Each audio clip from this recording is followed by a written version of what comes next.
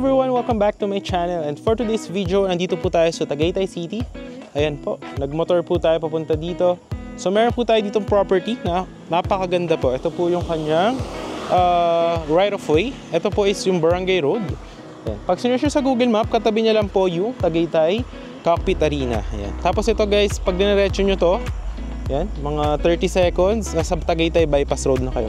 So this property going to Sky Ranch is around mga 5 minutes, 6 minutes yan. So may mga sakayan din po ng tricycle dito.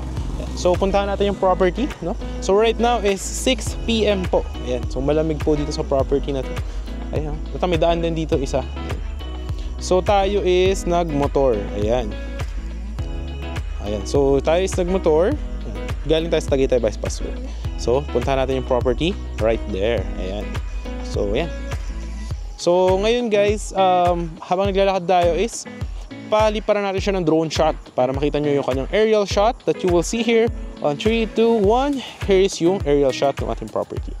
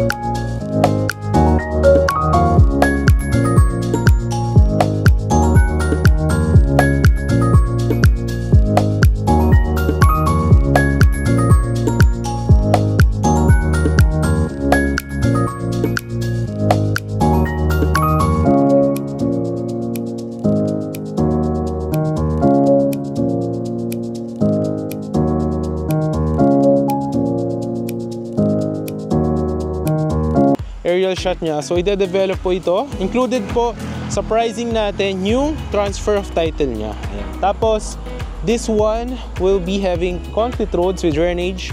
Ayan. So with the perimeter fences, with lines for water and electricity. Ayan. And Tagaytay City siya mismo. Kasama na yung price niya sa title transfer ng seller. Ayan. So tara, let's go. Ikutan natin yung ating property. So ayan. Ito siya, no? Ayan. Tuturo ko yung mga available lots. Ayan. So minimum cut natin is 250 square meter po. Ayan. Actually malaki yun guys. Nasa mga around 25 meters by 10 meters, no? Perfect for retirement if you are looking for an investment na mahilig ka sa malamig na lugar at tahimik. Ayan. So ito po siya. Alright. Dito guys, so diretso lang. Ito yung gagawin kalsada na right of way from the Barangay Road. Ayan. Malamig guys, no? Alright. So, doon tayo galing. Ayan dyan. Sementohan yan dito. Going to this one. Ayan. Alright. So, yung mga available lots natin is andito. So, guys, andito na tayo sa mga available lots po natin. So, andito siya guys. Ayan, ito. Alright, makikita nyo. Ayan. So, pinyahan pa siya ngayon.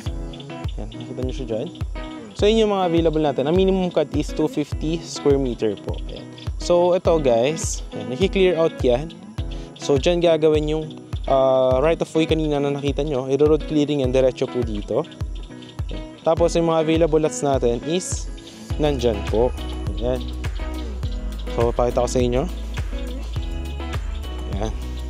Hanggang dun sa dulo guys, may available din na onti pa.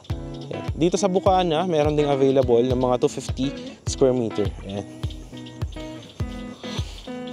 Tapos dito guys sa kabila meron ding mga available. Kung nakita niyo sa drone shot natin, so yan, may mga available. Ayan guys, meron ding school ng college. Ayan, oh. Ayan. Guangming College. Ayan. So malapit lang kasi ito sa highway. Ayun naman yung LTE Tower. Tapos ayun yung barangay. Tapos andun yung linya ng kuryente. May LTE signal din po dito. Ayan. So yan. Few lots remaining. So few lots remaining na lang siya guys. Ayan. Tapos nakita nyo naman yung drone shot nya. So yun yung kalakihan ng property. And ipapakita ko sa inyo kung ano ba yung makikita nyo after the development. Kung ano yung magiging itsura nito. Ayan. So any house design po siya with the gated community. So papakita ko sa inyo yung drone shot ng mga sample natin ng mga finished projects that you will see here on 3, 2, 1. Ito po yung mga sample videos po nun.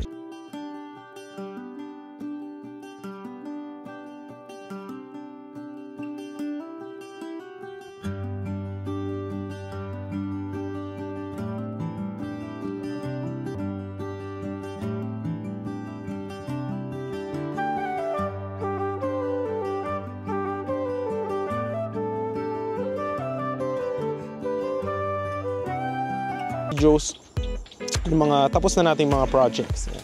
So ito po yung i-develop dyan. So affordable siya, and yan, kung naghahanap kayo ng mga property na perfect for retirement investment, you are an OFW, perfect na perfect to sa family nyo. Pwede na nyo rin siya ipamana. No? And yan, included na nga yung price ni seller sa pagta-transfer ng title. Yan. Tapos, yan, ang lapit nyo lang doon sa may Barangay Road. Tapos, bypass road is around 30 seconds. So, papakita ko rin naman yung video from the Tagaytay Bypass Road going to this property. Tapos, malapit lang dito actually yung yung mga Balinsasayaw, tapos yung Sky Ranch. So, yan. Kasi Tagaytay City na to, Barangay Patutong Malaki po yan. So, malamig guys dito. Ayan. Actually, parang magiging Korean skin ka dito. Charot. Ayan. So, yan. Yun lang naman nating sharing for today, and if you want to avail this kind of property, napakaganda siya actually. Ayan. So meron din pala available doon, end lot, ayan, pag gusto niyo, para lalagyan kayo ng perimeter fence. Doon sa kabila meron din available doon. Tapos dito sa Bukana dito meron din. Ayan. Ayan. So yun lang guys. So perfect siya kung hanap niyo is malamig na lugar and affordable. Ayan. So puputi ka dito. Para sa future, kapag na-develop siya, pwede any house design, tayuan mo ng siguro, lagyan mo ng pool or ng mini garden mo, yan. So, perfect na bakasyonan. And kung ikaw meron kang lupa sa Manila or house and lot, napaka-polluted na doon, and maingay dito, is you have your peace of mind naman. And at the same time, malapit lang din siya sa Calac, sa expressway. So, accessible din siya. So, yun.